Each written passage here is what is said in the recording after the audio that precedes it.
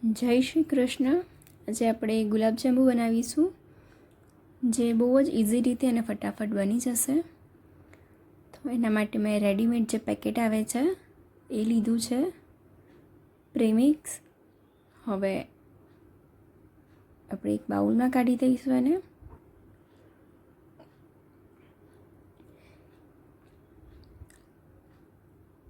એક બાઉલમાં એડ કર્યા પછી એનો સોફ્ટ એવો તમારે લોટ બાંધી દેવાનો છે. અધરવાઇઝ તમે થોડુંક પાણી અને દૂધ એ એડ કરીને પણ સાઈડમાં મૂકી શકો છો. મેં અહીંયા દૂધનો ઉપયોગ કર્યો છે. આ રીતનું આવે છે પ્રીમિક્સ. તમે પાણીનો ઉપયોગ પણ કરી શકો છો. હવે થોડું થોડું દૂધ એડ કરી એને મિક્સ કરી દઈશું.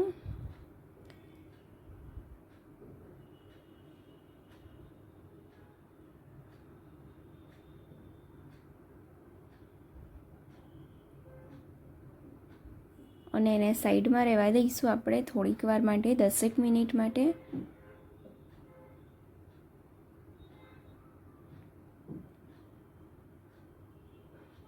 પેકેટની પાછળ લખ્યું છે કે તમે એની અંદર વોટર પાણી એડ કરો, બટ મેં અહીંયા દૂધનો ઉપયોગ કર્યો છે. સરસ સોફ્ટ એવા આપણા ગુલાબજાંબુ બનીને રેડી થઈ જશે.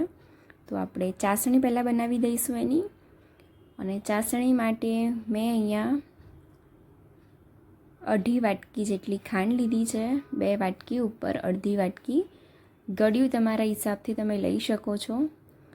અને પાણી પણ મેં 3 વાટકી જેટલું લીધું છે.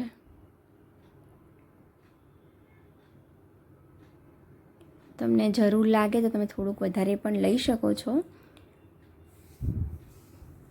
હવે મેં 2 થી 3 ઇલાયચી લીધી છે, જે ખોલીને મેં એડ કરી દીધી છે.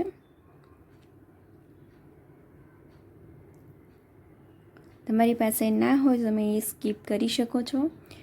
કેસર એડ કર્યું છે થોડોક કલર માટે. હવે એને ધીમા તાપ ઉપર થવા દેવાની છે. એના કોઈ તાર આપણે નથી બનાવવાનો, જસ્ટ ખાલી આપણે સુગર એકદમ ઓગળી જાય છે ત્યાં સુધી જ આપણે એને થવા દેવાનું છે.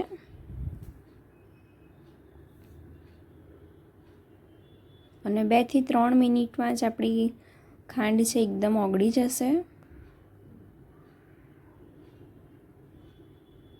અને એ પછી આપણે ગેસની જે ફ્લેમ છે એને આપણે ઓફ કરી દેવાની છે.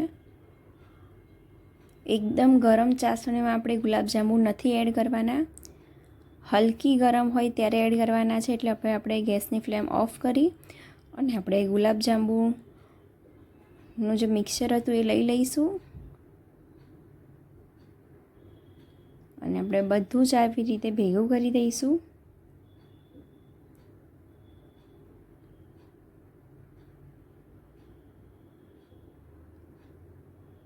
એની ઉપર મેં થોડું ઘી લગાવ્યું છે અને સહેજ મસળી અને એના નાના નાના બોલ્સ આપણે બનાવી દઈશું.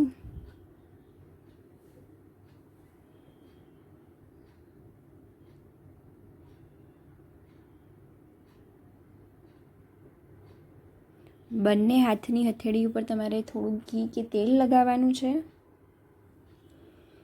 અને પછી તમારે આવી રીતે નાના નાના બોલ્સ બનાવીને રેડી કરી દેવાના છે.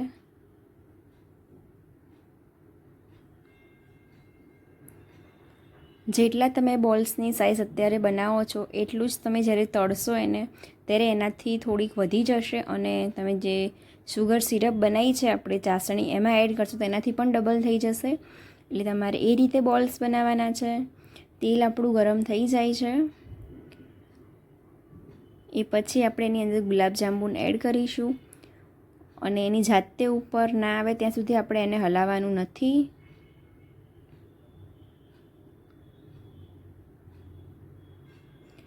આવી રીતે જાતે ઉપર આવી જશે. અને ઉપર આવે છે પછી તમારે એને બધી ઉપર તેલ જવા દેવાનું છે. અને એમ કરીને બંને સાઈડથી સરસ એવો ગોલ્ડન બ્રાઉન કલર આવે ત્યાં સુધી એને થવા દઈશું. તમારે વધારે બ્રાઉન કલર જોઈતો હોય તમારે થોડુંક વધારે એની અંદર થવા દેવાનું છે. અને જ્યારે તમે સુગર સિરપમાં એડ કરશો એટલે ઓલરેડી સોફ્ટ એ થઈ જ જશે.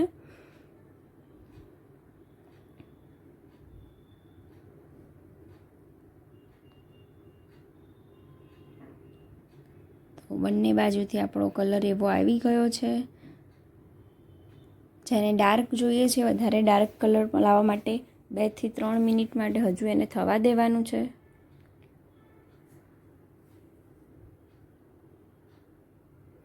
મારે આ રીતનો જ કલર જોઈએ છે, તો મેં આને કાઢી દીધા છે. એ જ રીતે મેં બીજા પણ એડ કરી દઈશું અને ફટાફટ એ ઉપર આવવા લાગશે. આપણું તેલ ગરમ છે એટલા માટે.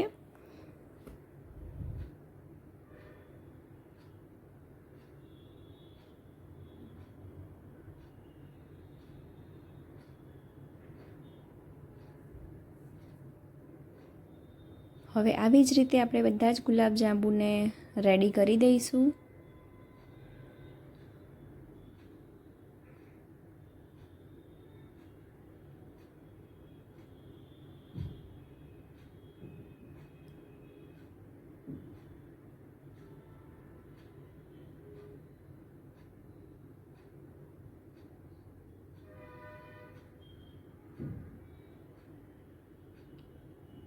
હવે એક સાઈડથી થઈ ગયા છે, આપણે બીજી સાઈડ પણ પલટી લઈશું.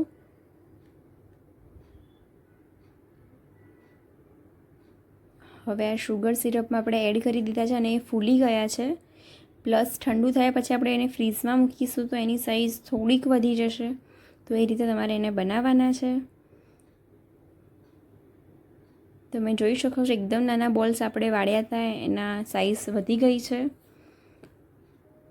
ગાર્નિશિંગ માટે મેં પિસ્તાનો ઉપયોગ કર્યો છે. તમે કંઈ પણ વસ્તુનો ઉપયોગ કરી શકો છો, અદરવાઇઝ એમને પણ તમે ખાઈ શકો છો.